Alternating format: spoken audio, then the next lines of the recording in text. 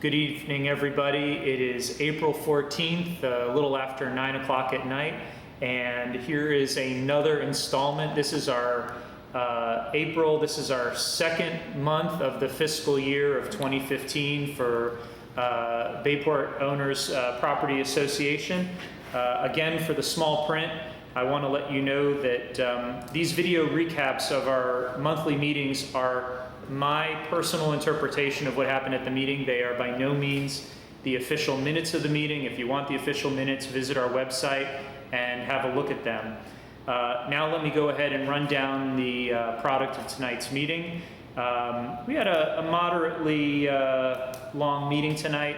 A lot of things are in the works. Let me run down some of the basics.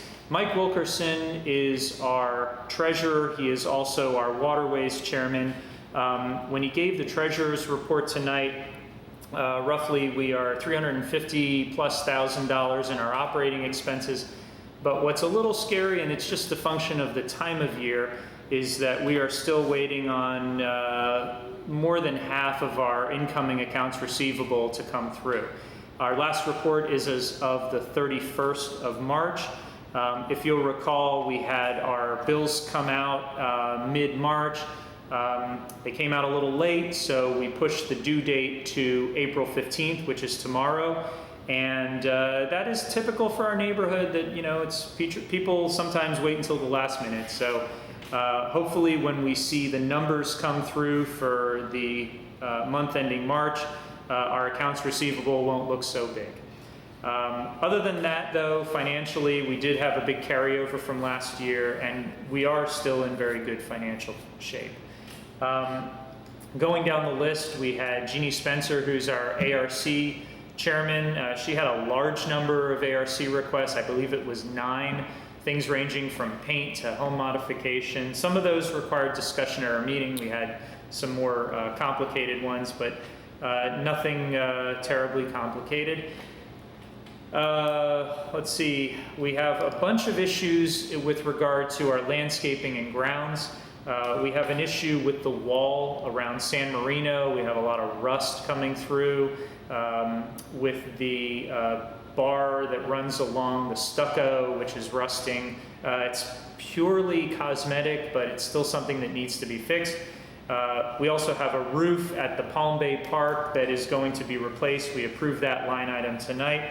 We also have part of the park equipment at the Palm Bay Park that's going to be replaced as well. And we are going to address the issue of the tripping hazards that exist around the basketball court, where we're going to do some repairs to that. And there's also some some vandalism there as well. In addition to that, we have problems with the fencing. We're bringing in a fence person, actually was out there today, around the dog park. But there are a lot of issues in the neighborhood with regard to landscaping.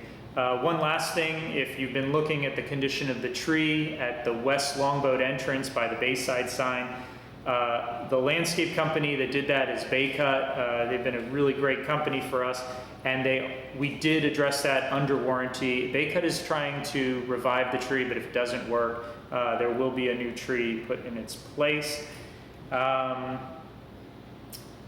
Many other smaller items that I don't want to bore you with, but suffice it to say, we had a lot of house cleaning items to go through at tonight's meeting.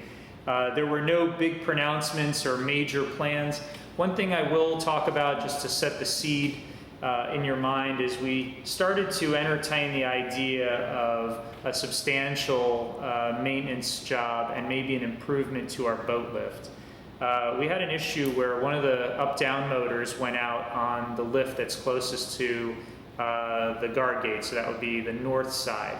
And what we had there was a rust through on one of the motors. So we're doing a rather large job to repair that motor, but one of the contributing factors to that problem is the fact that that lift is ready for a renovation, a paint, a cleaning, a paint. And one of the things that would help foster an easier maintenance program on the lift would be to put some kind of roof covering over the lift, as they have over down for, say, Mira Bay, which is a community similar to ours with the freshwater and then saltwater area with a boat lift in between.